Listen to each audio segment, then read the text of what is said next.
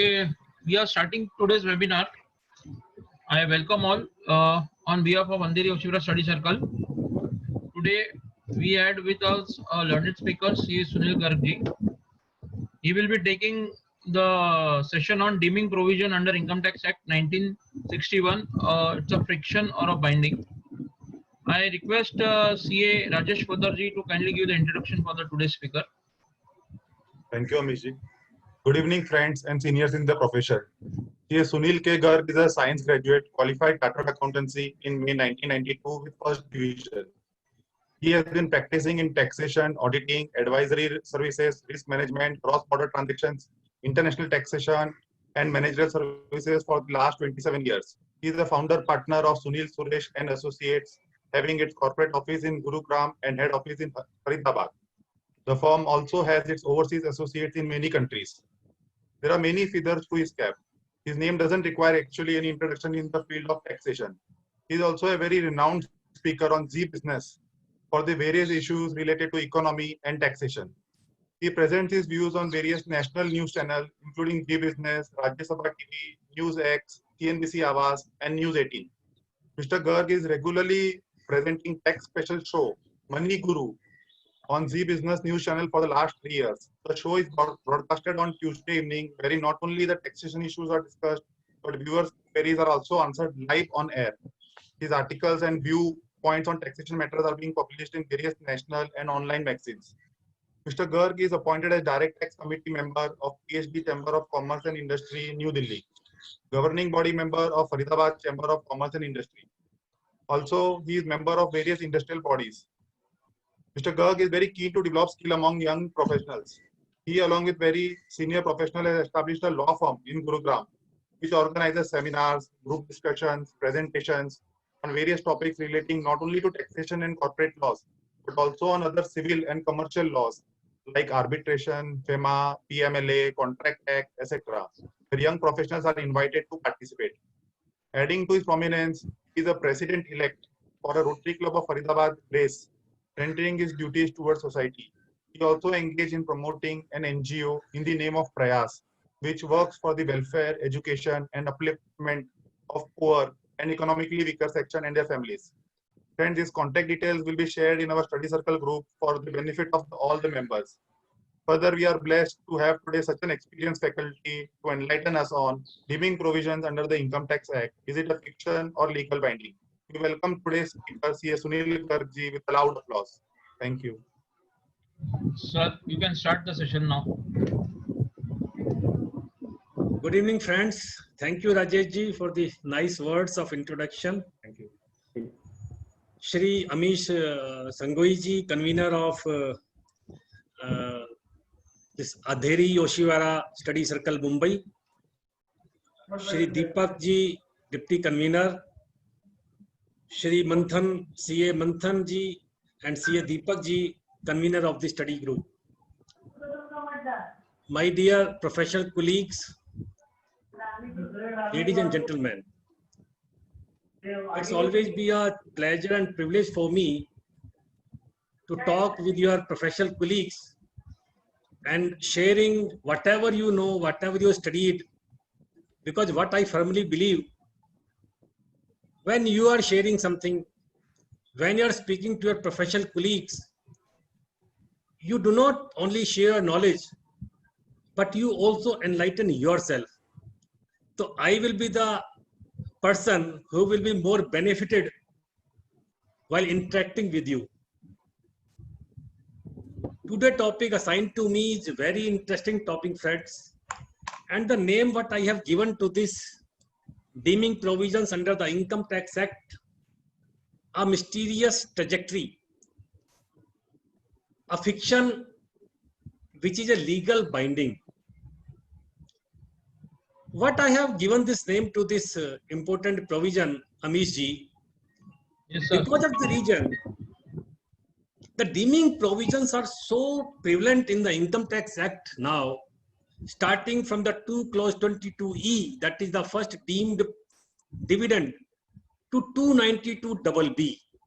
They are scattered throughout the Act. They have been brought in by the department, not only in India, But throughout the words, the tax department are using these deeming provisions either as an anti-abuse provision or to tax some income which otherwise may not be taxable in the normal provisions of the Act, or to give some clarifications, or for some other peculiar purposes, which will we see in the today's journey of this webinar. As I said, these are scattered throughout the Act. Amish ji, Yes, sir. as we say, जैसे भगवान हर जगह व्याप्त है, कन कन में ईश्वर का आवाज है. Like that, the deeming provisions are there in the Income Tax Act, and the department are using these provisions. And you will be surprised to know the word deeming income or deemed has not been defined anywhere in the Act. You don't find the definition of deeming. What is the meaning of deeming? What I am going to do today in this webinar, first I will try to explain what the deeming provisions are, what is the effect of these deeming provisions on the normal provisions of the Income Tax Act, why they are being incorporated in the Income Tax Act, how to analyze them and how to read them and how to apply them, and what are the limitations, where the limitation ends, where these provisions, because they are deeming provisions, so they don't go beyond the they don't go beyond the logical interpretation of the word. Meaning that by that you cannot have an illogical interpretation. Neither it is allowed for the assessee, nor it should be allowed for the department. While we are going for the assessment, we see always the department tries to entangle those things which otherwise are not taxable. To start my webinar, let us start with an example so that we can understand the things. And Amishji, what I will do, I will raise certain questions. Okay, sir. And let us see who answers them first. Right? Okay, So sir. कौन बनेगा करोड़पति? तो कौन जवाब देता है? I start with the questions so that we can understand the subject. For example, you know there is a section 50C. And what this section 50C says, if you are selling any capital asset for a consideration which is less than the fair market value, then the difference is more than 10%. The circle rate or the stamp duty value is more than 110% of the sale consideration. Then the difference will be taxable in the hands of the seller as a capital gain, that you have to pay tax on the fair market value. There is a stamp duty, and the buyer also has to pay the tax. For example, suppose there is a plot or the land or building you have sold for an actual consideration of 75 lakhs, and the circle rate is say 1 crore.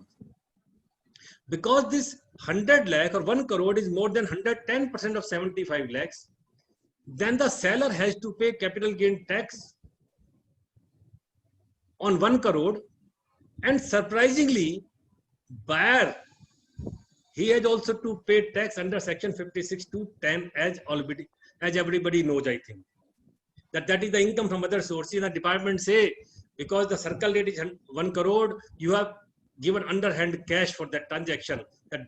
Though this is a case of the double taxation.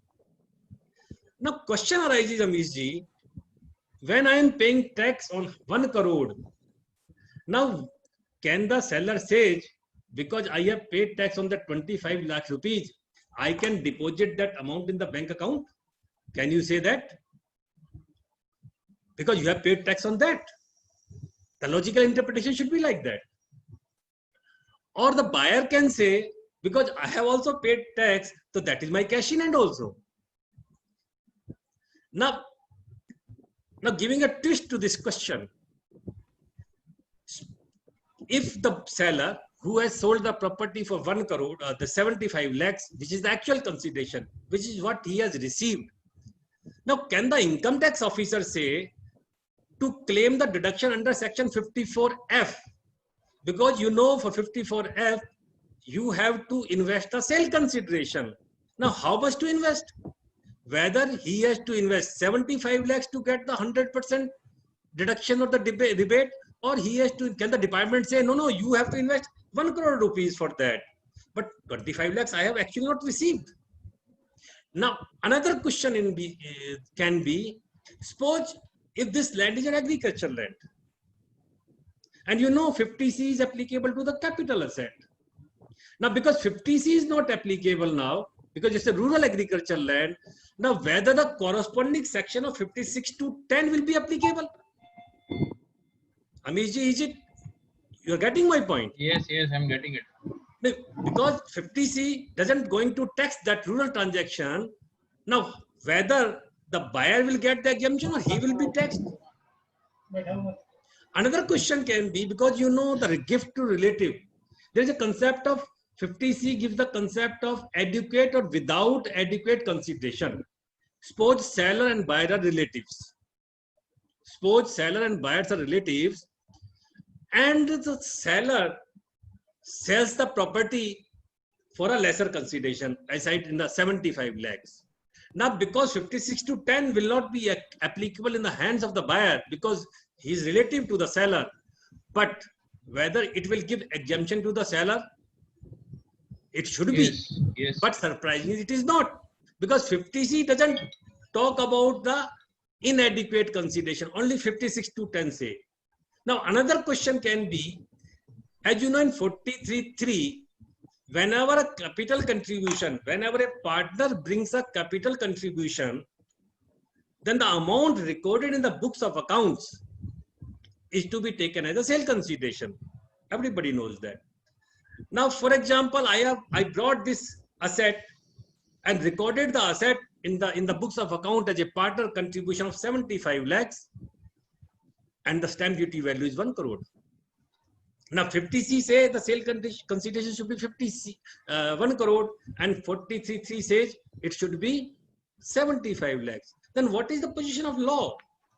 Whether the partner has to pay tax on 75 lakhs or 1 crore.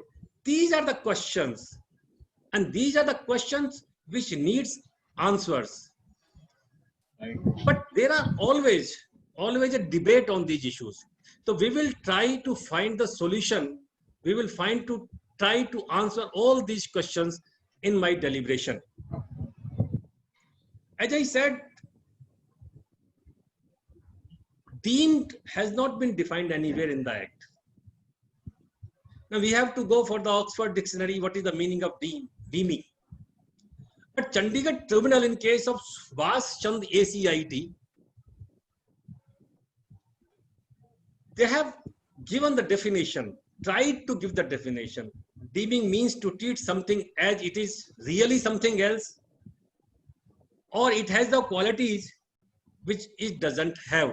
As I given my example also, you are treating the income of the capital gain for 1 crore, but actually you are not eligible to deposit that amount. Though by deeming fiction, you have taxed that amount, but certainly it is not the actual income. Same happened in case of 23.5, where the unfinished inventory or the inventory which has not been let out by the builders, you have to take the deemed rental income on that, but it is not an actual income. You cannot have the entry in the books of the accounts.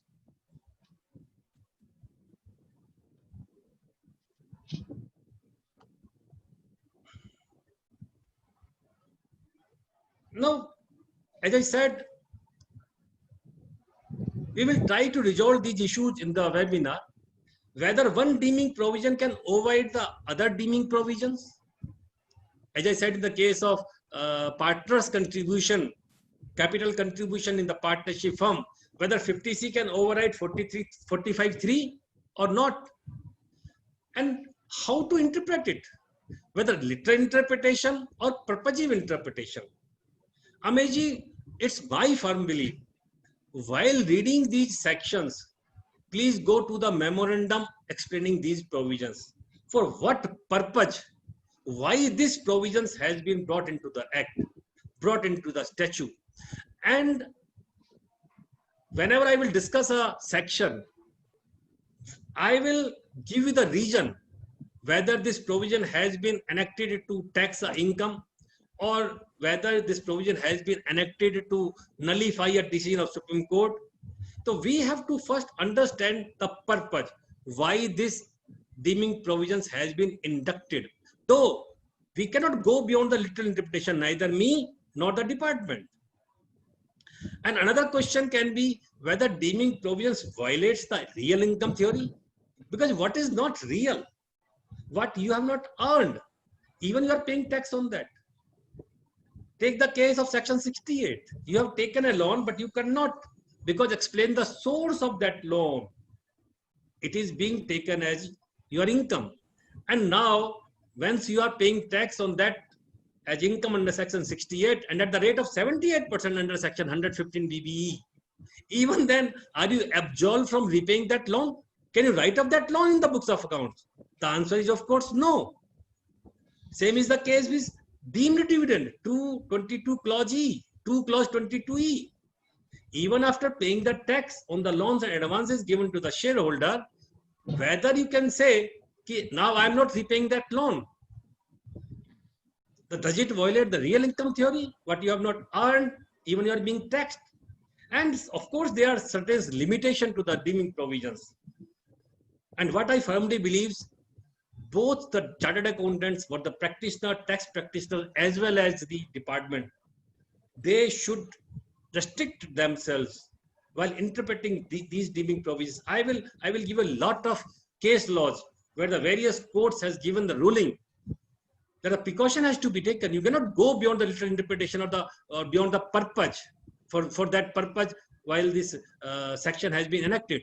As in the case of 45(3), the assessing officer cannot violate and cannot say that you because the amount recorded in the books of account is less than the stamp duty value, then you have to pay the tax on that, because you cannot override one provision, one deeming provision on the another. Now, in today's webinar, because as I said in my opening remarks, there are a lot of deeming provisions there.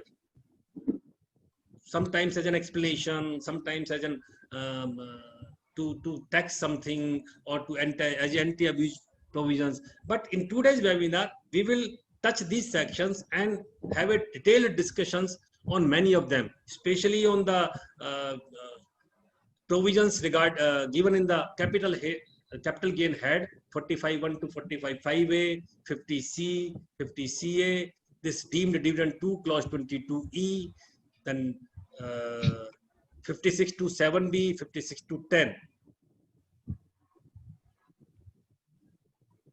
As you know, 222 is a section where any loans and advances given to a shareholder having more than 10% of the holding as a beneficial owner is being taxed as a dividend, or any payment made to a concern or for a direct or indirect benefit of such shareholder. Now, in this section, we will see what is the beneficial owner and whether tax has to be levied on the registered owner or the shareholders or the beneficial shareholder. What are the provisions? Another is section 9. Of course, you know, when the income is deemed to accrue origin in India, or 23, 25 under the income from property, 43CA, where a builder sells the property below the consideration. It is in parallel with section 50C. 50C के साथ 43C लेके आए थे कि whenever you are selling the property below the capital, this stamp duty value, the circle rate, then it will be taxable. I will discuss lot of provisions, detailed discussions in 56 to 7B, highly debated issue of angel tax. 56 to 10, gift received, you know, and what are the issues there, how to tax the right issues or the bonus issues or the rural agriculture land if given in the gift being taxable or not. But before starting the detailed discussion on these provisions, let me draw your attention to another Honorable Supreme Court decision in case of Consolidated Coffee Limited, where the court held and court pointed out this, that we have to see the object. For what object the legislature has made such deeming provisions? And what is the purpose of such an artificial construction?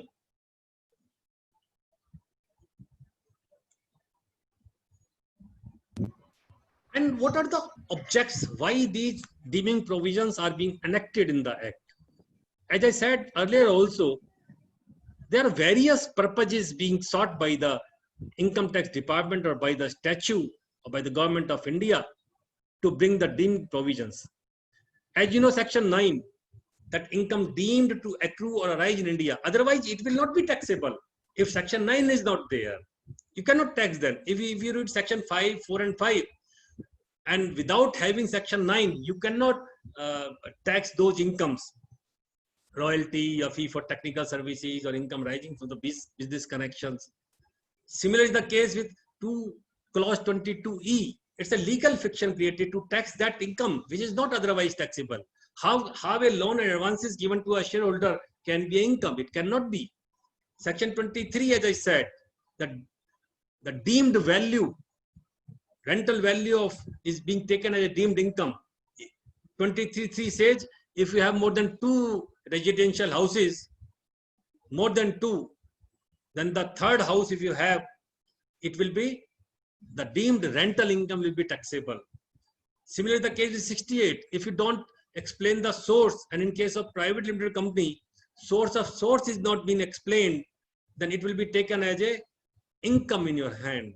And after NRA's steel case, it has again become a very debatable issue how to ensure the what is the documents to be produced. Some deeming provisions, they are being brought to declare certain facts, 292 BB. Certain deeming provisions are being, they confer discretion on the assessing officer as given in section 12 AA. The commissioner can inquire what he may deem fit. Now, what is the meaning of he may deem fit there? Can he go beyond section 12 AA?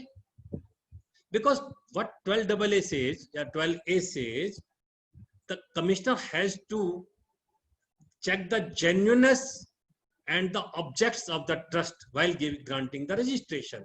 And he may have some inquiries, such inquiries as he may deem fit. Now, can he travel beyond that? Of course not. But practically they try to go beyond that. As I said earlier also, sir, while interpreting the deeming provisions, neither the department nor the tax practitioner should travel beyond for what purpose they have been incorporated into the statute books. There, if we read this deeming provision, there are other reasons also. Either to tax a source. As I said, generally these provisions has been brought in as anti-abuse provisions. To tax such income which otherwise is not taxable, or to determine the quantum of income, as in case of 50C, where the quantum of income exceeds, it cannot be less than the stamp duty value, the circle rate. Same is the case with 43CA, and this is the latest section 50CA, where you transfer a share of a unquoted equity shares, then you cannot transfer those below the fair market value to be determined as per the Rule 11 UA. We will come to that, how to value those shares of the private limited company. Or these being enacted for a computation of income, section 48, 49. Why I'm telling this? Just to understand the nature of deeming provision, just to understand the how and where they work and how to analyze them. Another deeming provision, as in case of the capital gain head, Amish ji, where the time of taxability of income has been either preponed or postponed. See, a new section has been inducted, 45(5)(a), and what that section says, the chargeability of capital gain will be in the year when you get the completion certificate. There is a debate there, Amishji. You have not postponed the date of transfer. You have not changed the definition of 2 clause 47. You have not changed 53A. But you have now deferred the chargeability of capital gain tax till the year of the completion where you get the completion certificate. Now the question arises, what will happen for the deduction or rebate to be taken under section 54F? What will be the date of transfer? Though the chargeability has been extended, but whether the date of transfer extended, answer is no. Then how you will get the indexation cost? Either up to the date of transfer or in the date of the chargeability of capital gain tax. The whole section 45(1) to 45(5)(a) is a deeming fiction. They are being brought mainly to nullify the decision of Supreme Court given in any particular case. Amishji, as I said, by drawing a conclusion, what we have discussed till now, how to read a deeming fiction. As I said, it's a fiction, but it should be carried to a logical end. If you are trying to go beyond that, then of course the meaning, the purpose will be violated, it will be defeated. Because it's an assumption that is a legal binding. It's when you see a fiction movie of Hollywood, you know, once the film is over, everything is over. But in case of income tax, Amishji, it is not true. The fiction remains. It is a legal binding.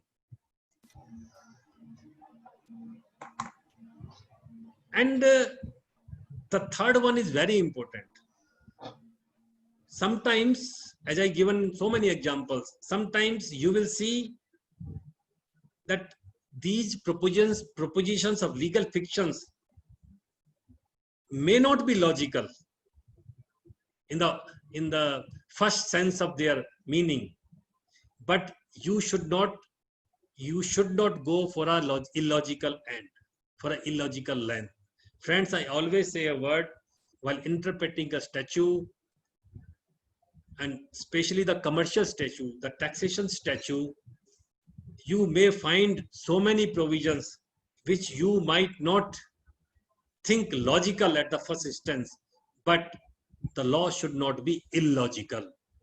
Neither the interpretation, neither the law. Otherwise, it will be struck down by the courts.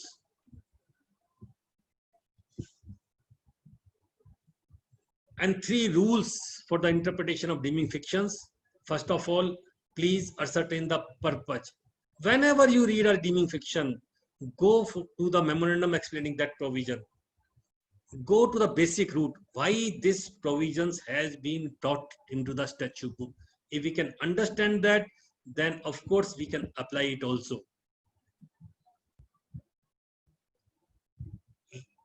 We should not travel beyond the literal interpretation.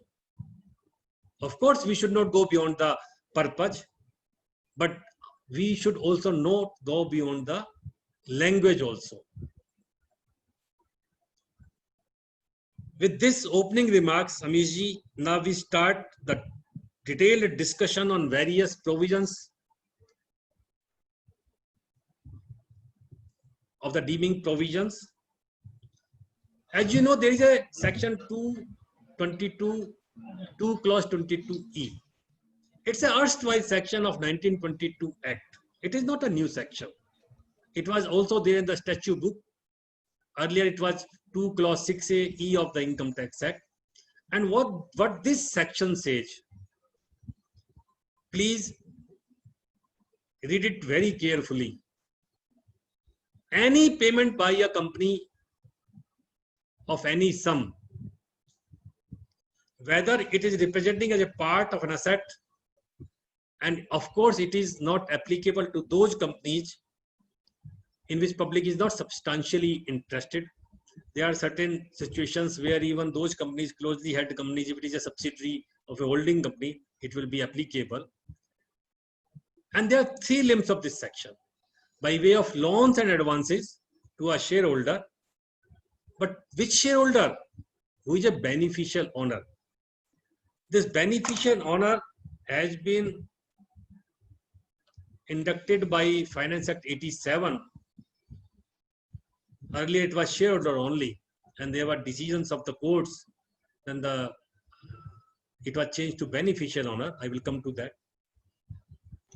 And to a equity shareholder, not a preferential shareholder, not holding less than 10% of voting right. Or to a concern in which such member or partner having the substantial interest or any payment by such company on or behalf of or for the benefit of such persons. There are three limbs of this section. A closely held company making any loans and advances to a beneficial shareholder having more than 10% of the holding, or to a concern in which such shareholder have a substantial interest, or any payment by a company for the direct or indirect benefit of such individual. And these two limbs, last two limbs, are very debatable. And to the extent of the accumulated profit.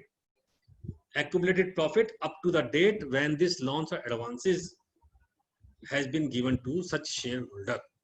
If you have given 5 loan entry, then of course every time, each and every time you have to take out what is the actual profit on that date. But it should be accumulated profit. If accumulated profit has been capitalized, if you have given the bonus share, then this section is not into the picture. Now, in this 222E, there are two controversies always being raised. What is the meaning of beneficial shareholder or registered shareholder? Whether both of them are same or equal or have a distinct nature, and in whose hands it will be taxable. Because now this question has been more relevant now. Amish ji, ab kya ho gaya? By this act, because 115O has been abolished now, and the tax has to be charged, dividend has to be charged in the hands of the shareholder. Earlier it was a dividend distribution tax. You have to deduct DDT at the rate of 30% in this case, in deemed dividend. And always there is a debate, because you have also to mention that in the tax audit report, now which payment will be attracted by 222E and which will not be. Now how the auditor has to decide it, a duty has been cast upon that auditor also. Now I will come to this registered versus the beneficial. What is the beneficial owner and what is the registered owner? Because there are only two issues in this section. One, of course, is which kind of loans and advances. Of course, there is a circular from the CBTT that trade advances given will not be taken as a deemed dividend. But this is a debate. Now the finality has been done by the Supreme Court in case of National Travel Agency. But who is a registered owner or who is a beneficial owner? Amish ji, as we know, there are certain assessees, certain persons who cannot be a registered owner. For example, Karta in case of HUF, firm or a trust, they don't be a registered owner. On their behalf, either Karta, partner or trustee, they become the registered shareholder. The beneficial shareholder is the either firm or a HUF or a trust. Though they are not registered owner, but of course they are the beneficial owner. And now the section says the tax has to be charged in the hands of the beneficial, not in the hand of the registered owner. As you know also, it's a little diversion from my topic, because for the benefit of chartered accountants, section 89 of the Companies Act also says now it is being mandatory to file the detail of the beneficial and registered shareholder. You have to file MGT 4, 5 and 6 now. And similarly, in case of income tax return ITR 6, you have to give the detail of the beneficial holding for having person more than 10% of the voting power. Now coming back to this debate of registered versus beneficial shareholder. Amish ji, until 1988, the word shareholder was written. And Honorable Supreme Court in the case of this Sarthi Mudiglia, it has been ruled any loans and advances given to the beneficial owner that cannot be taxable. Because the word written is shareholder. And the HUF is not the shareholder of the company. It's the Karta who is a registered shareholder. It cannot be taxable. And the debate continues, and after this decision, the shareholder was changed to beneficial owner of more than 10%. Now again a debate was there whether the shareholder should be registered as well as beneficial, whether the both conditions are to be fulfilled. And in case of Madhur Housing and Development, and in case of Aniket Private Limited also, Delhi High Court said yes, the both conditions has to be fulfilled. But there was a controversy in the decisions. Then the Honorable Supreme Court in case of National Travel Service reviewed its decisions, and finality has been given to this now, that only it is the beneficial owner which has to be taxed in case of 2 clause 22E now. अब अमीश जी ये finality है कि आपको tax लगेगा जो beneficial share holder है, because registered share holder and beneficial shareholder, they are both contrary terms. In case of an HUF cannot be a registered shareholder. In case of firm cannot be a registered shareholder. It is only the partner or the trustee or the karta who can be a registered shareholder. Now this issue, I think, has been finalized by the court, and as far as loans and advances are concerned, trade advances during the course of business, if it is given in the normal course of business, of course they are not covered. And another question is being raised sometimes, if the money or the loans and advances has been given on interest bearing loan, whether it will be covered or not. Sir, the section itself says if the concern is there in the money lending business, then it will be out of the purview of this section, otherwise it will be taxable. As I said, there are three limbs of this section. First was loans and advances to a beneficial shareholder having more than 10% of the holding.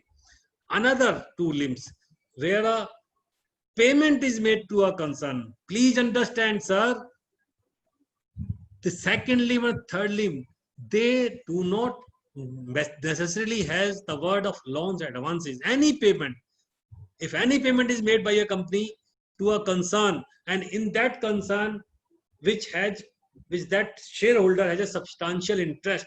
And what is the meaning of substantial interest? Having more than 20% of the income assigned to it concern, then it will be again a deemed dividend.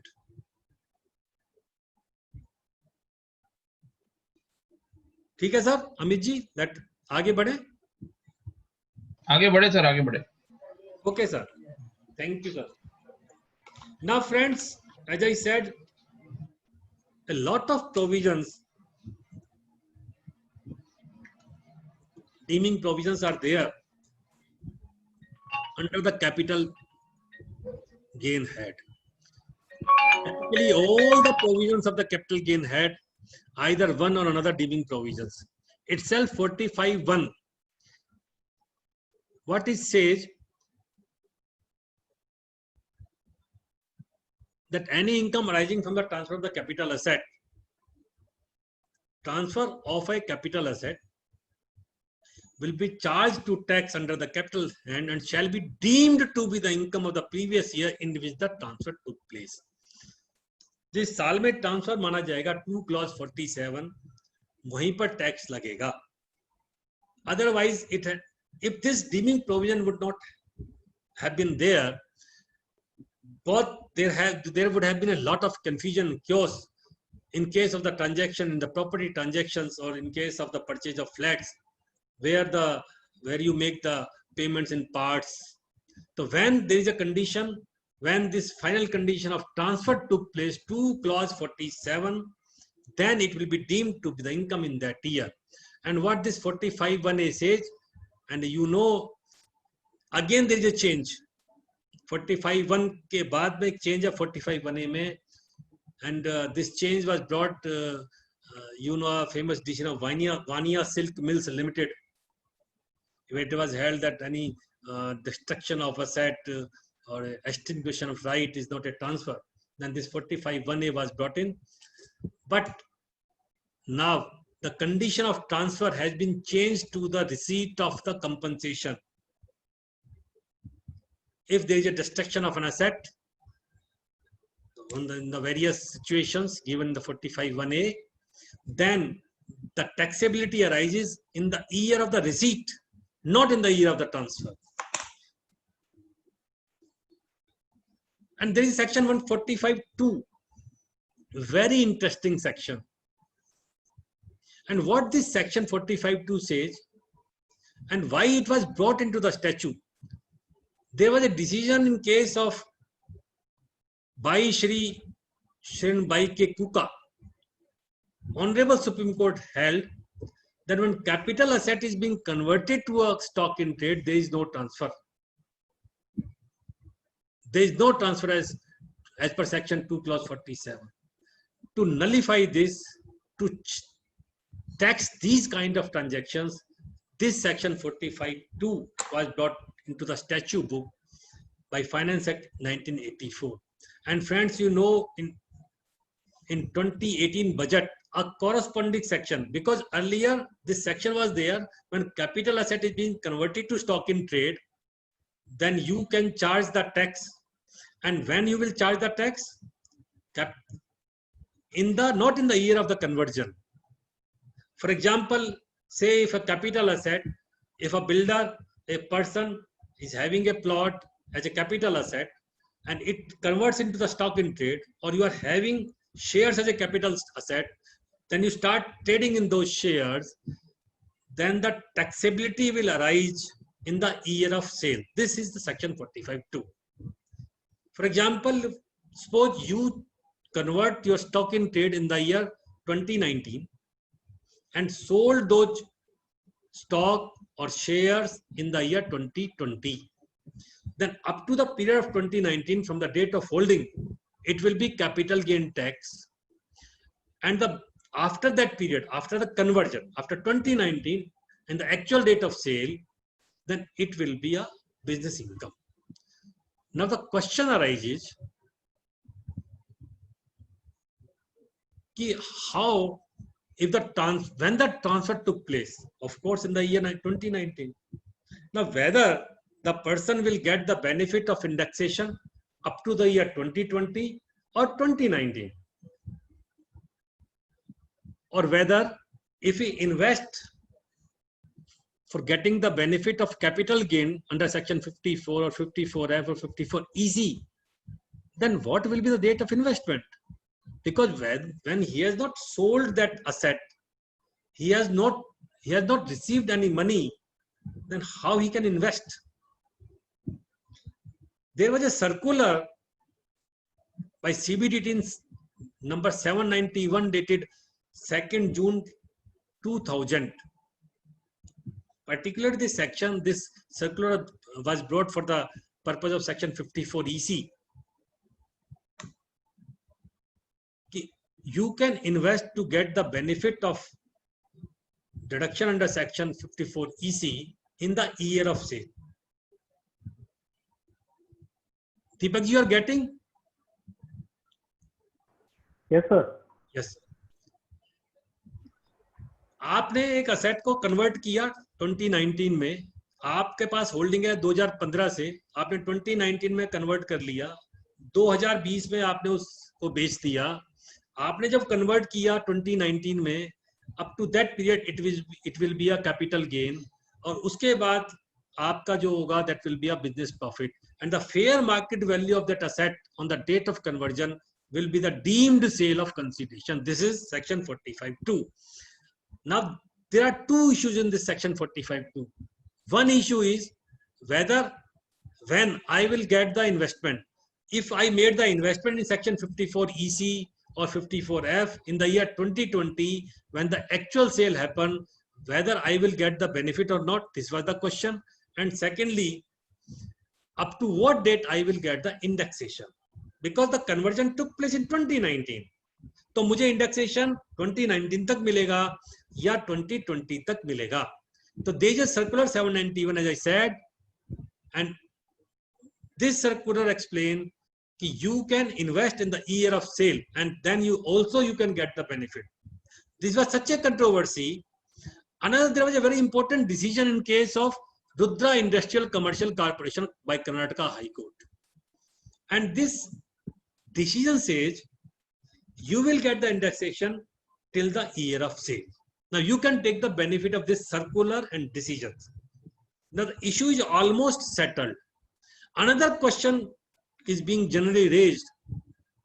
Suppose you have immovable property or a land, you convert it into the stock in trade, and you constructed floor there or flats there, and you start selling those in the year 2020, 21, 22, 23. Then how it will be taxed? In case of Crescent Hotel Limited, there was a ruling. If the stock is being sold in different years, that it will be taxable in those years only. So I think both the controversies of 45(2) now has been settled. There is a corresponding provision, sir, that is 28(6) now. Because as I said, there was a provision when you convert the capital asset into the stock in trade, 45(2). But the reverse was not there. If you convert a stock in trade to capital asset, there was no provision in the Income Tax Act how to charge the tax on that. Now this Finance Act 2018, now it has brought, and the language of this section is very interesting. ध्यान से सुनने वाली बात है अमीश जी, बहुत ध्यान से सुनने वाली बात है कि जब आप स्टॉक को कैपिटल असेट में कन्वर्ट करते हैं, then how it will be taxed? The Finance Act 18 says the fair market value of the inventory on the date of conversion will become the income from PGBP. This is very, very dangerous. Sir ये इतनी controversy create करने जा रहा है बहुत ज्यादा. मैं आपको एग्जांपल देता हूं. For example, there is a builder, Amish ji. Okay. There is a builder, उसने 5 फ्लोर बनाए और वो उसके पास लैंड बहुत पुरानी थी. से the book value of land is 1 crore and he invested से 2 crore rupees in the building. 5 floor उसने बना लिए सर. ठीक है सर, 3 करोड़ में 5 फ्लोर बन गए. Now, what he says, in the year 2019, he was a builder. It was a business income. It was shown as stock in trade or inventory there, sir. ठीक है sir. Right.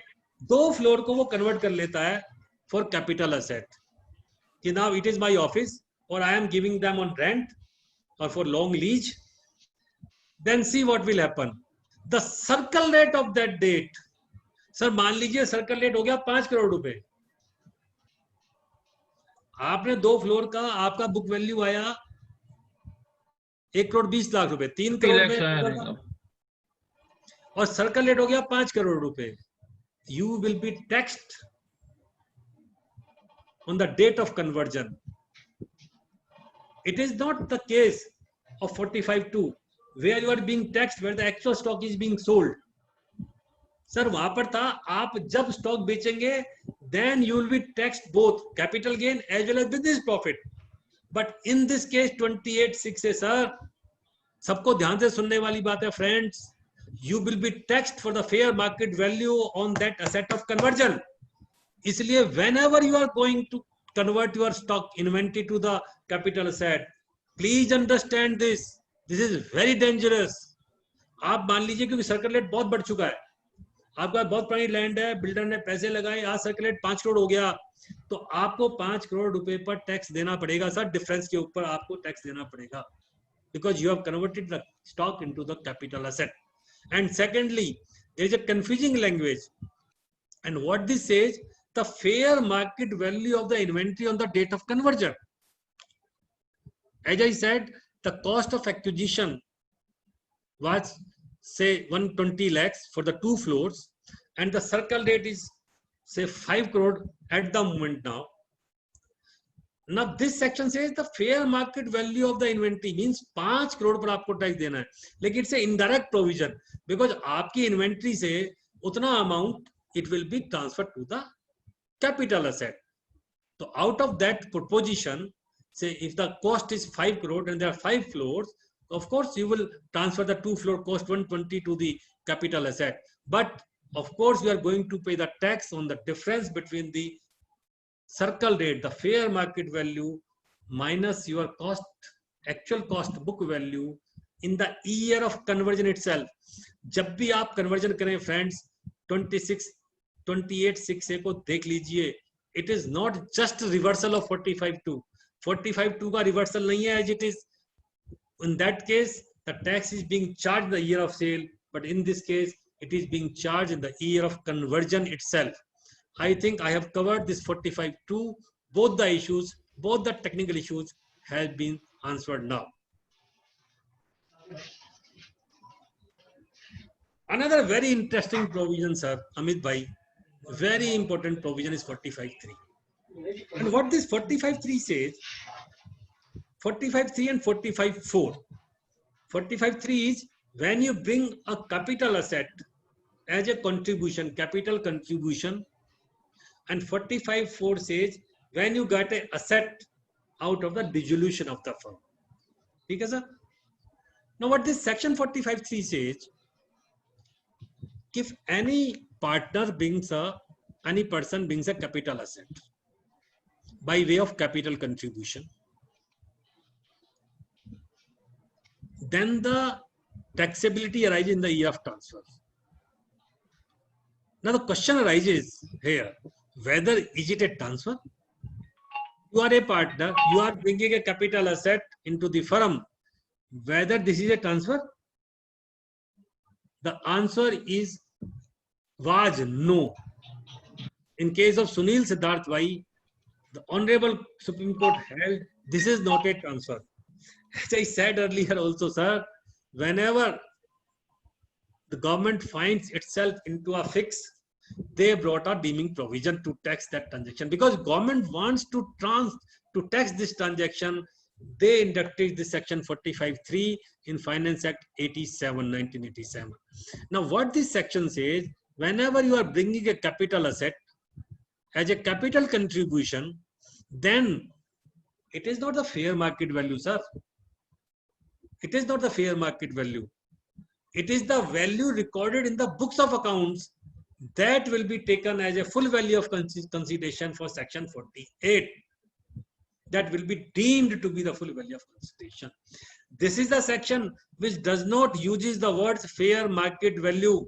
As I said in the opening remark also, sir, whether the income tax officer say, आपने मान लीजिए आपने capital asset लाई, आपने उसकी value 75 lakh अपनी books में लिख दी, whatever you have recorded, that will be the full value of consideration. The assessing officer cannot say कि साहब सर्कल रेट का 1 करोड़ रुपए है 50C में, क्योंकि सर्कल रेट ट्रांसफर के टाइम पे कैपिटल एसेट पे, he cannot say that. I will come to that why he cannot say that. But please understand, for 45(3), it is not the fair market value, it is the value which you record in the books of accounts. Whatever value you record, that will be the full value of consideration. For example, you are bringing a capital asset to the firm as a contribution, and the cost of acquisition was say 40 lakhs, you record in the book 75 lakhs, then the 35 lakhs you are paying tax on that. Individual is paying tax on that.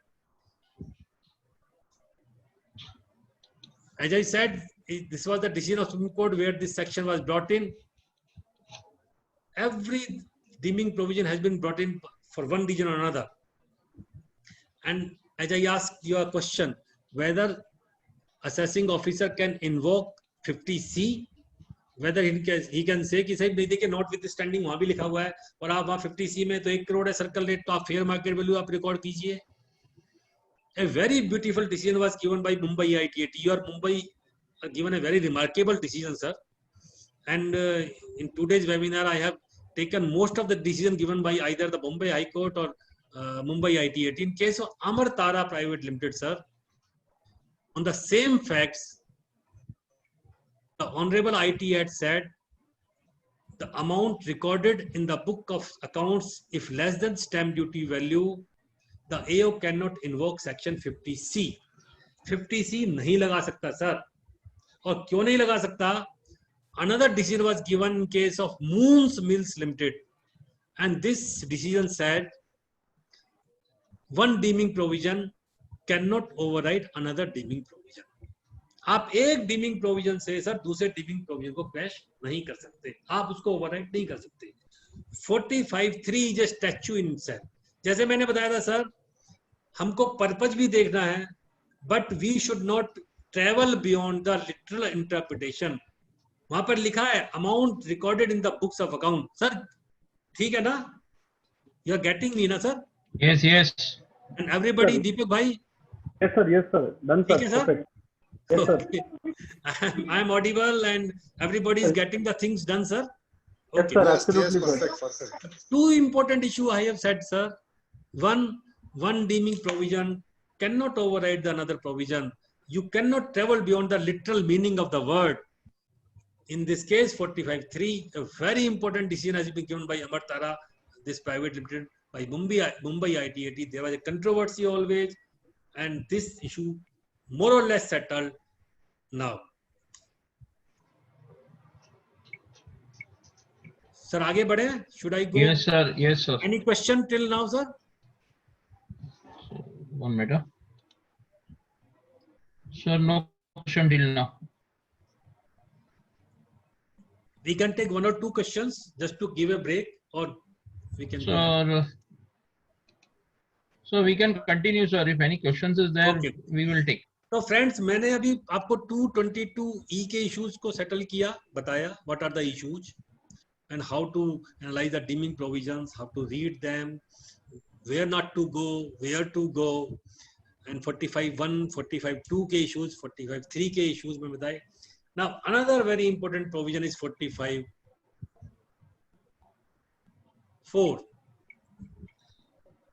So many debates, so many disputes, so many contrary decisions on this. I will try to simplify the things. What is the present position now? When there is a distribution of asset on the dissolution of firm, sir, then it will be chargeable to tax as the income of the firm in the previous year in which the asset transfer took place. Whenever there is a dissolution of firm, sir, and the asset is being distributed to the partners, then there are two deeming provisions. One deeming provision is that it is a transfer, you pay tax on that. This was one. And the year in which the dissolution took place, it will be the year of transfer. And third was, what should be the value? What should be the value on how much you have to pay tax? The fair market value of the asset, that is the circle rate, stamp duty value, as per the valuation rule, if it is not a land building. That shall be deemed to be the full value of consideration. This is law, simple. Now, Amishji, controversy arises in case of retirement. And why this section was brought in, as I promised you, I will also tell you why this special provision, because it gives you a better understanding. And I will request you, friends, please read these decisions, why this section was brought in. There was a decision in case of Malabar Fisheries by Honorable Supreme Court that this is not a transfer. And to tax this transaction, again, Finance Act 87 introduced section 45(4). And what the court held in case of Malabar Fisheries, that it is not a transfer. It doesn't lead to a transfer because of the reason. There is no distinction between the partners and the firm. Partnership firm is not a separate legal entity in the eyes of law. Only income tax recognizes that separate status. Amish ji, partnership firm को लेके हमेशा बड़ा dispute रहता है, क्योंकि it's a status in income tax department. Otherwise, it is an association of person of the partners. All the unlimited liabilities there with the partners. Analyzing this, Partnership Act and other provisions of the statute, the Honorable Court held this is not a transfer. It should not be taxed. It is not a transfer under Section 2, Clause 47. Now the government brought this 45(4). कि अगर आप transfer कर रहे हैं, distribution में asset दे रहे हैं, distribution of asset दे रहे हैं, it will be taxable, sir. Simple, plain law. Now the question arises, what will happen in case of retirement? Because there was a decision of Mumbai, this Panji bench of Mumbai High Court, in case of A.M. Nayak. But before that, this a very important decision is given by Bangalore ITAT in case of Savitri Kudar. Three questions may arise. Amish ji, three situations may be there. आप dissolution हो गया, बात खत्म हो गई, आपने capital gain tax दे दिया, लेकिन रिटायरमेंट पे अगर आपको असेट मिलती है, then what will happen? Whether it is a transfer, whether it is a dissolution, whether it will be taxed. Three situations may be there, sir. If the retiring partner gets the amount, what was there in this capital account?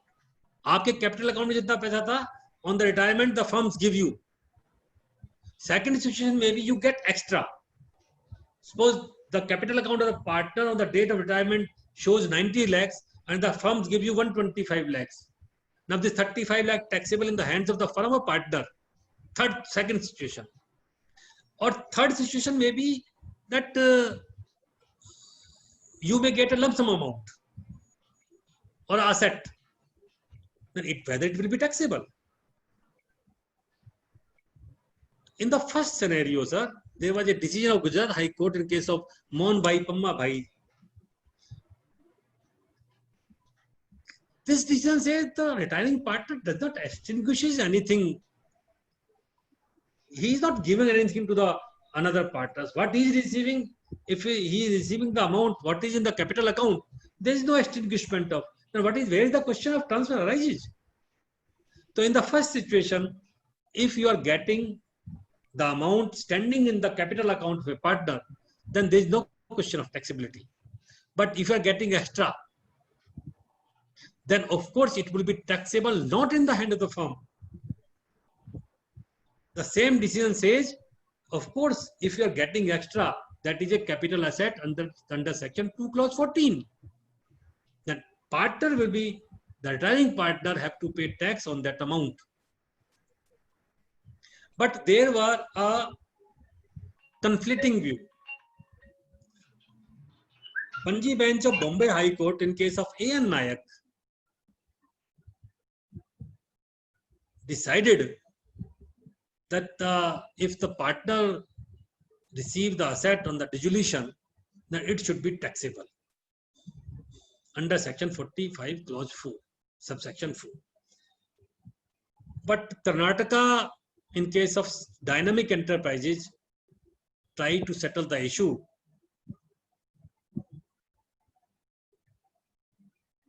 And it was held that it is not a transfer. To invoke Section 45(4), both the conditions has to be settled. Both the conditions, sir. There has to be dissolution and there has to be distribution of asset. As I said in my opening remarks, sir, you should not travel beyond the literal interpretation. Neither you nor the department. What is written in the section, it should be followed. So this issue and the later decisions by various courts now has affirmed that both the conditions has to be there for charging the tax under Section 45(4). Another interesting section 45(5) sir. As you know, there were a lot of controversies in joint development agreement, and that controversy mainly was two. One is, what is the date of transfer? When you enter the joint development agreement, or when you give the possession, when you give the ownership right. This was the debate going on for so long. And always there was a dispute between the assessee and the department. And second issue was, what is the sale consideration? And generally department invokes Section 50D for that, because it was not ascertainable at that stage. Now 45(5)(a) has tried to settle those issues. But Amish ji, when I read this section, I think a lot of debate still pending. Because it's a new section and still no decisions are there. But बहुत सारी debates अभी इसमें बाकी है. First of all, this section applies to individual and HUF. Please understand, individual HUF के लिए है ये, बाकियों के लिए नहीं है. And there should be a specified agreement. If you are entering into a specified agreement which is registered. अब बम्बई में बहुत होता है सर, बम्बई, दिल्ली, जितने metro cities हैं, there is a plot and a builder comes to you and you join hands कि भाई 4 floor बनाएंगे, 3 लैंड ओनर को दे देंगे, 1 बिल्डर रख लेगा या 2 उसको दे देंगे, 2 उसको रख लेंगे. तो agreement should be a specified agreement. Now the interesting part of this section is this 45(5)(a) says the income will be chargeable in the previous year when the certificate of completion for whole or part of the project is issued by the competent authority. They have not deferred the definition of transfer. What they have deferred the chargeability of tax. For example, you entered into a joint development agreement in 2017. And now you get the completion in 2020. And now question will arise because the transfer happens in 2017. तो साहब आपको indexation 2017 तक मिलेगा या 2020 तक मिलेगा. दूसरा, what you receive is a superstructure, a developed property. So how can you get the 54 and 54F? And can you draw parallels with 45(2), the case of Rudra Investment or Circular 791? And they have tried to resolve that controversy also. What will be the value of consideration? Because earlier 50D was invoked by various authorities. Now what this section says, the share of that person, the fair market value of that person shall be treated as a sale consideration plus any amount received in cash. This is the section. आपने joint development agreement किया sir, आपको मान लीजिए 50 लाख रुपए cash दे दिया और साथ में 3 फ्लोर दे दिए. तो what will be the value of consideration? The fair market value of your share means the landowner share. That will be the consideration plus amount received in cash. But the controversy remains. Number one controversy, whether what you have received is superstructure. What you have transferred is, say, out of the 4 floor constructed by the developer, 1 floor is retained by the developer and 3/4 floor is given to you. Now, what you have transferred? 1/4 of the land, and you have given superstructure for 3 floors. Or whether the sale consideration of 3 floor will be taken as a sale consideration and the cost of acquisition of whole the plot will be taken as your cost of acquisition. And the third question, as I said, whether you will get the indexation to the date of completion or the date of transfer. This is the controversy. Even the experts, the fraternity, chartered accountants, the tax experts, they are vertically divided on this. Some are saying, as I given the example of 45(2) and Rudra Investment, that you can take the benefit of that also, कि जहाँ पर आपको completion मिला, आप उस साल में ले सकते हैं. Some are saying the section is not parallel with 45(a). So friends, debate still continues in this section. It's 6:30. I should now increase my speed, I think, है ना sir? Yes, sir. Good. Another is very important section 50C. I have told you in the opening remarks also. And if the sale consideration, the fair market value, there is difference of more than 10%. Earlier it was 5%. With this budget has increased the 5 to 10%. For example, a sale consideration is 90 lakhs and the stamp duty value is 1 crore. Then 90 lakhs, 1 crore is more than 110% of 90 lakhs. But if it is 91 lakhs, then of course you will be not taxed. Then 91 will be taken as a sale consideration. And in the section 50C, there is a clause, there is a proviso. If you do not agree with the circle rate, stamp duty value, then of course you can apply before the income tax officer कि साहब ये ठीक नहीं है, मेरा तो actual में 75 lakhs है as given in my original example, and then he will refer the value to the valuation officer. A valuation officer will value, if he value more than circle rate, then of course the circle rate will be value, and if he value less than circle rate, it will be that value with the this valuation officer gives, and then you will be taxed on that amount. 2-3 issues I will cover in this. If you receive the property in gift or without adequate consideration, if it is a gift, then it is not a transfer in section 47. But if it is without adequate consideration, it is for the lesser consideration, then 56(2)(10) might not be applicable, but 50C will be applicable in the hands of the seller.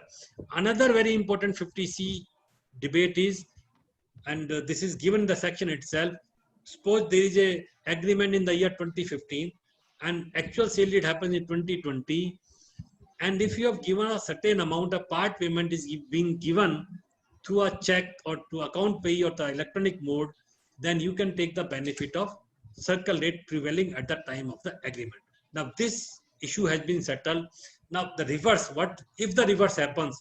Say circle rate in 2015 was higher and in 2020 the circle rate reduces. Amish ji, एक तरफ बात थी जहां circle rate आपका बढ़ जाता है, अगर कम हो जाता है तो whether he will get the benefit or not, answer is yes, you can take the benefit of the actual consideration now.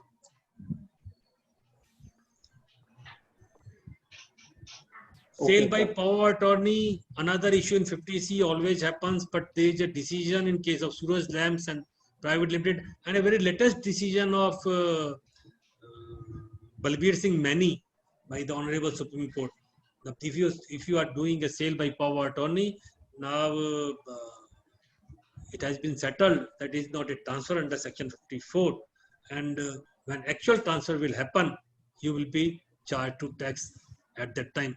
Till now, as the 53A says, part performance of contract, 2 clause 47 transfer definition says if you are selling a property to the power of attorney, then the rate of transfer will be when the part performance under section 53A happens. But after the Benami transactions act into the place, and after this decision, because if you are selling the property through power of attorney, then, and if it is not registered, sale agreement is not registered, then of course it will take the provision of Benami Transaction Act. एक और issue, it's very important issue, still debatable, as I said in the opening remarks, if rural agriculture land is being transferred at a rate below the circle rate, then what will happen? Of course, it is not capital asset under section 50C, but 56(2)(10) it will be taxable. This is a decision of Trilok Chand Sen, only decision available in case of by Jaipur ITAT, though there are debates on this decision, whether the rural agriculture land is a capital asset, whether it will be taxed under section 56(2)(10). To my opinion, because it's an anti-abuse provision, it should be taxable.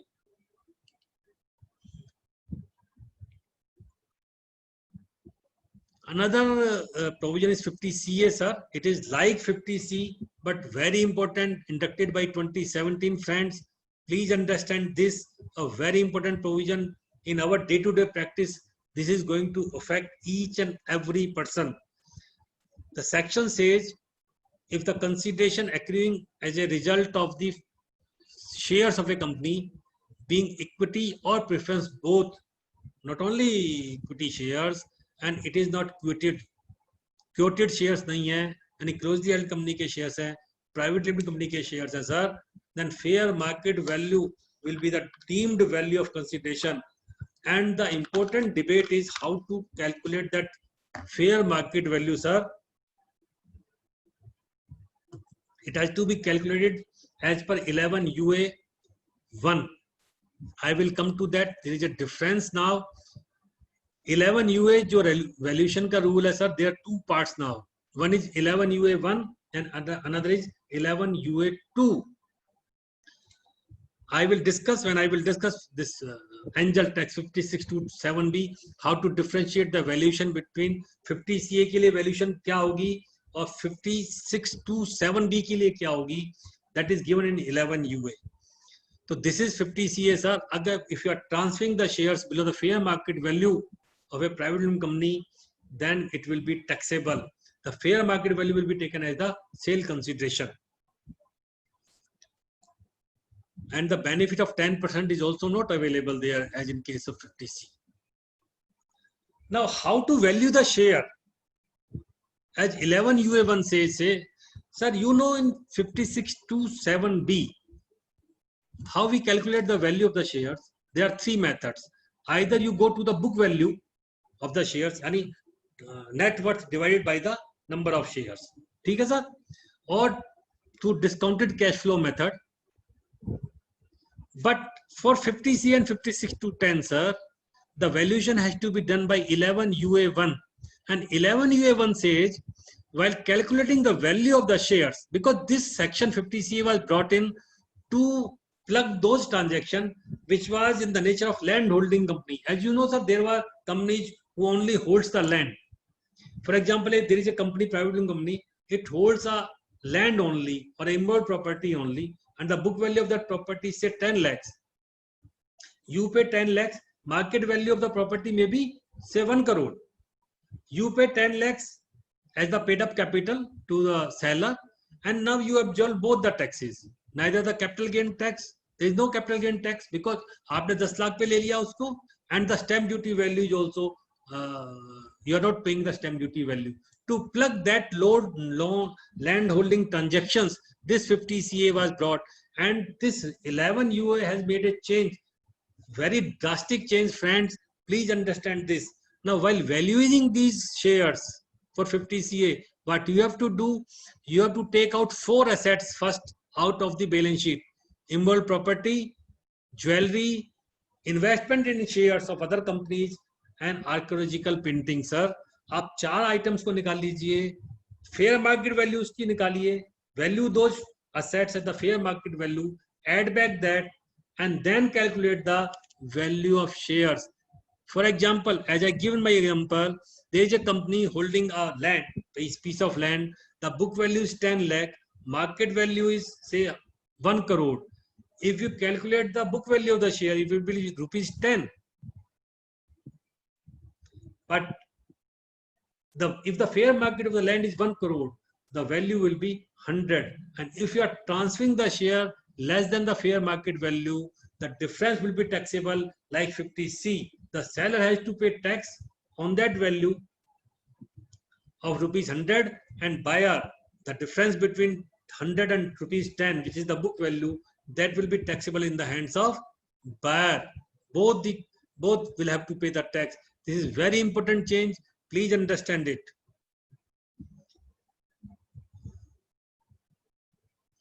And another is very important section 43CA. It is like 50C because it's a section that is under the business head. 50C applies when you transfer a capital asset, but 43CA is under the business head. When a builder sells the flat or the property below the circle rate, and that same 110%, and then he has to pay the tax on the circle rate of that property or the flat or this land. Now, very interesting question arises whether the definition of transfer given in section 2 clause 47 applies here.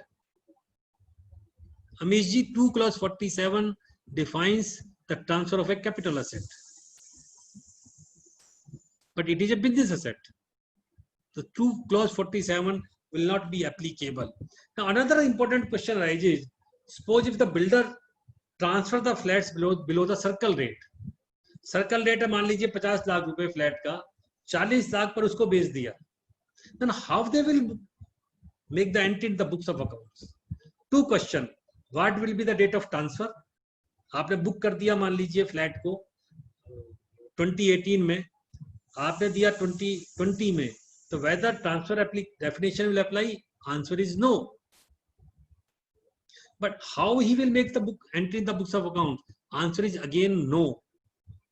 Answer is because the books of accounts are to be prepared as per the accounting standard. You cannot enter the deeming provisions or the deemed income in the books of accounts. Secondly, we prepare the books as in case of builder, you know, we take either the percentage of completion method or completed contract method, but ICDS mentioned the percentage of completion method. Then of course what you are entering in the books of accounts is the actual sales consideration, and rest will take effect in the computation sheet only. And transfer, when transfer will take place, you have to go to the transfer given the GST Act, when the risk and reward is being transferred. That will be the point when taxability will happen. Transfer will not be as per 2 clause 47. I think I can skip this 56 to 10. There are two issues only, 56 to 10. Everybody knows it's a, if any person now, earlier this section was for individual and HUF, if any person is getting any sum of money without consideration or without adequate consideration for more than 50,000 rupees, other than the relatives, or there are certain exclusions from the relatives on the marriage or consummation or death, then if the amount received is more than 50,000, it is being taxable in the hands of the recipient. Now, important question arises, sir. I will take only two issues in this. What happens in case of right issue of shares? Amish ji, right issue में क्या होगा? और दूसरा bonus issue में क्या होगा?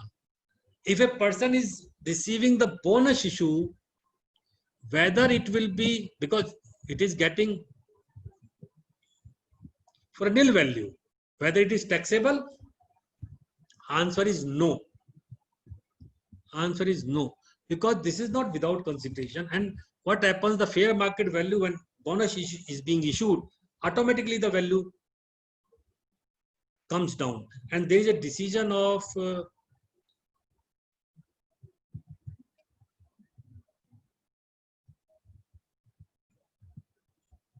Rajan Puri, bonus shares are not being taxable. But the same is not true in case of right issue. There is a vertical debate again. If suppose there are 4 shareholders, everybody is getting 25% as right issue. If everybody gets the pro rata issue, no issue. There is no issue in that transaction. But suppose only 2 persons subscribe for the right issue, then what will be the situation? There is a decision in case of Sudhir Menon. If the pro rata right issue is being received, it will not be taxable under this section 56 to 10. But in case of right issue not being received in pro rata basis, or say 2 shareholders, they renounce their right in favor of another shareholder, then there is a debate. There are again 2 views, whether it will be taxable or not.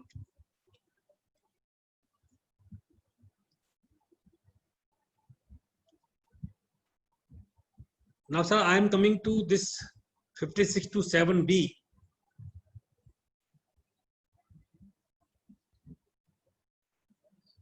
And why this section was brought in, and this is the last section we will discuss, then we will take up the questions. Amish ji?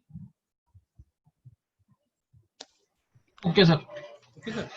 Mm-hmm. Friends, again, this is a very important section, a lot of debate, lot of issues. And the government has given a lot of relaxation also for the startups, eligible startups. I will discuss in detail because it affects the practice of many professionals. And we are getting more and more startups coming for registration. And it's a new area of practice also, especially for the young professionals. Why this section was brought in? Amish ji, you might heard the name of one-time entry. Right. One-time Accommodation entry. One-time entry, sir. And what was those one-time entry? Because every deeming section has a story in itself, sir. ठीक है? One-time entry में क्या था, sir? What the persons were doing, what the companies were doing, so the shell companies were doing. Suppose the book value of share is rupees 10, and the fair market value or the book value of a share is, say, with reserve is 15. And what they were doing, they were issuing the share for rupees 500. ठीक है sir? 10 रुपए का share 490 रुपए premium में दे दिया 500 रुपए में, और उसको वापस 5 रुपए में ले लिया, तो 495 rupees they changes hands. This was happening, and this was called as one-time entry in the generally in the market. One-time entry. To plug this nuisance, this section was brought in by Honorable then Finance Minister Shri Pranab Mukherjee in Finance Act 2012. ठीक है sir? Now what this section says, and this is applicable to a company, closely held company. If any closely held company receives from a resident any consideration for the issue of shares that exceeds the fair market value,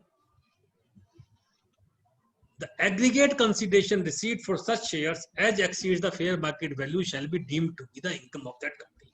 Simple. मान लीजिए 10 रुपए का share है sir, उसकी fair market value या जो उसकी book value 15 रुपए है, और आपने 100 रुपए में वो शेयर दे दिया, सब्सक्राइब कर दिया, access subscription, sir 85 rupees will be taxable in the hands of the company as income from other sources. This is section 56(2)(7)(b). Simple. अब दिक्कत कहां आई सर? अब this section further, there is a proviso that this section will not be applicable to the venture capital company or venture capital undertaking receiving funds from the venture capital company, or second clause, sir, very important, by a company or class of persons as may be notified by the central government. This is the section, this is the clause where DPIIT has issued notification. 5 notification has been issued for the benefit of the startups. And why this notification has been issued, I will talk on those also. तो sir हुआ ये कि this was the section, even you prove the source of the funds. The 68 में कहते हैं ना आप, you prove the source of funds. In this section is a special provision. You have the known source of funds, even then you are being taxed there. Because as I said, one section cannot override another. You have a person who is saying, I have given, this is my source of income, but if the company receives the subscription for more than the fair market value, it will be taxable here in section 56(2)(7)(b). Every other thing is okay. You have valid source, valid allotment, everything is there, issuer is there, receiver is there, company is there, and you do all the formalities of section 68, even then it will be taxed there, because it's a special provision, 56(2)(7)(b). Now the problem arises in case of the startups, because what they startup have, they have lot of technology and their book value of the share generally either in the negative or they don't have the much asset in the value. The valuation method given in section 56(2)(7)(b) are 3, sir. One is as given in 11 UA, either you go to 11 UA or you satisfy the income tax officer, and you know how to satisfy that guy, taking into consideration your intangible asset. And 11 UA says either the book value of that share or the value given by discounted cash flow method. This is the section, sir. Now where the problem arises, the problem arises in case of the startups. Startups के पास में, because the book value of share, the fair market value of share is not enough, and the department was taxing them. So there were two issues with the department. What the department was doing, either they were not accepting the discounted cash flow method, कि नहीं साहब हम इसको नहीं मानते, or they were taking the book value method, कि साहब आपकी वैल्यू बहुत कम है, आपने इतने में शेयर दे दिया, तो आप डिफरेंस पे टैक्स दे दीजिए. Now the DPIIT, Department of Promotion of Industries and Internal Trade, they have issued 5 notifications between 2016 to 2019 to exempt, to give relief to the eligible startups from this tentacle of angel tax. And what is that relief? What is that circular? This is the final circular, sir, for startups. And those professionals who are doing the practice of startup, and at least I will suggest my younger friends, please understand the concept of startup. It is a new area of practice for the professionals. DPIIT is the regulating authority, sir, for the startup. And DPIIT has said, as you know, in section 80 IAC is there where you get 3-year exemption, consecutive year exemption for an eligible startup. And what is an eligible startup, sir? Up to 10 years of incorporation.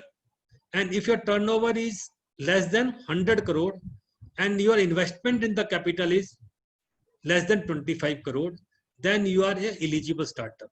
You go to the website of DPIIT, get yourself registered as an eligible startup. And now the startup definition is so wide, everybody can be covered here.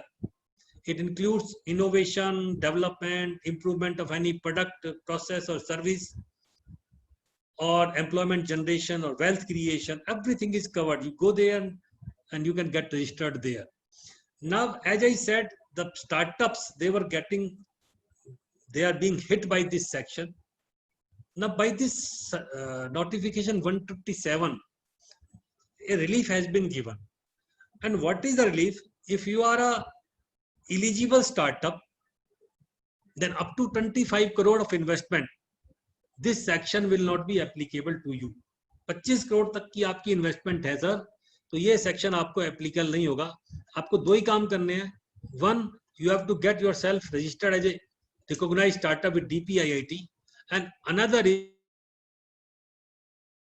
is you file a declaration there in form number 1 with the form number 2 with the DPIIT website that I will not invest in the prohibited asset. एक काम तो ये कर दिया. Another very good work is this 25 crore. To calculate that 25 crore, suppose if you get investment of 100 crore, a startup, eligible startup get a investment of 100 crore from companies. But if 75 crore has been received from the venture capital, you are exempt. Non-resident, you are exempt, or from a specified company. And what is a specified company? A company which is a listed company having a turnover of 250 crore and net worth of 100 crore. If you are getting money from these companies, they will not be included while calculating the limit of 25 crore. This is a big relief given to the startup from this tentacle of this 5627B. But you have to do one thing, sir, friends. ध्यान से सुनने वाली बात है. आपको पहले DPIIT में registered करवाना पड़ेगा अपने आप को. वहां पे एक डिक्लेरेशन फाइल करनी पड़ेगी for not to be invested in the prohibited asset, which is given in this section with this circular 127E dated 29th February 2019. And as you know, your income tax return form ITR 5 and ITR 6, the same declaration has to be given now. I have not invested in these prohibited asset, then you get the benefit from this angel tax. And a very important decisions has also been given. Very latest decision hai. This is from ITIT Mumbai again, Karmic Labs Private Limited. जैसे मैंने बताया था, as I said, there were 2 issues: whether the assessing officer can adopt any method or whether he can reject the DCF method. The Honorable ITIT said, sir, AO doesn't have the discretion to adopt any other method. अगर आपने valuation किया है sir, as per 11 UA, AO cannot say I do not accept this application. हाँ, discounted cash flow methods आपने valuation किया है. Discounted cash flow method से आपको merchant banker से certificate लेना होता है. But your fundamentals या your report on which, on data on which you have get this valuation, they should be reasonably true. मतलब ऐसा नहीं है कि इनकम टैक्स ऑफिस ये नहीं कह सकता कि साहब आपने जो डिस्काउंटेड कैश फ्लो मेथड में आपने वैल्यूएशन के लिए जो डाटा दिया था, that has not been followed. but you should have a solid basis on which method, on which data, on which method I have taken this DCF method. मेरे पास क्या projections थी, sorry, on what projections I have taken this valuation. It's a very important decision. They have considered the previous decision also, and now the issue is more or less settled now, sir. Amish ji, this is the end of my deliberation. I have covered the sections, and now we can take the questions or anything you want Sir, should be explained further, sir. sir, first question is from CA Girish Mistry ji. If property purchased in auction where the market value is higher than the auction value, what are the implication on Sir, the buyer? 56 sir इसी बार ये भी एक proviso आ गया 56/10 में sir, बड़ा important change है. 56/10 में proviso डाल दिया, इसी फाइनेंस एक्ट में डाला है सर. इफ द सेलर और the buyer do not have the control over the valuation, then this rule will not be applicable sir. Okay. Finance act 2020 में प्रोविजो आ गया सर, 56/10 में भी आ गया sir. The second question is, in our opinion, what about the so-called penny stock purchased from BSE and sold in BSE, but department treat as penny stock? It's the most debatable question, sir. Sir ये तो sir सबको पता है इसका तो. और sir, one more question from my side. Suppose that there is a plot of land, there are the 300 members, and they had contributed their own, and they had built say 18-story building, total 3 or 4 buildings. Now the question is what, when we are going for the registration, no, the stamp duty value is coming 1 crore 40 lakhs, but actual contribution for building that per flat is 75 lakhs. तो adjudication कराने हम जा रहे हैं ना, तो officer मान ही नहीं रहे, वो बोलते ज्यादातर 10% दे सकते हो, उसके नीचे नहीं. सर देखिए मैंने आपको बताया था 50C में एक प्रोविजो है कि सेक्शन में ही है कि you can apply before the income tax officer और after filing the return you can apply sir. Okay. और अगर जो वैल्यूएशन वो करता है, अगर आपको लगता है कि वैल्यूएशन वास्तव में कम है मार्केट वैल्यू, तो ये now it is not a discretion of the income tax officer. There are decisions from various courts कि वो उसके लिए मैंडेटरी है. He has to go for that sir. Okay. He cannot नॉट डिनाई दैट. Okay, sir. Okay, sir. Then any other further questions? You can ask the sir also by unmuting yourself. Sir या तो सबको समझ में आ गया या किसी को समझ में नहीं आया. Okay, sir.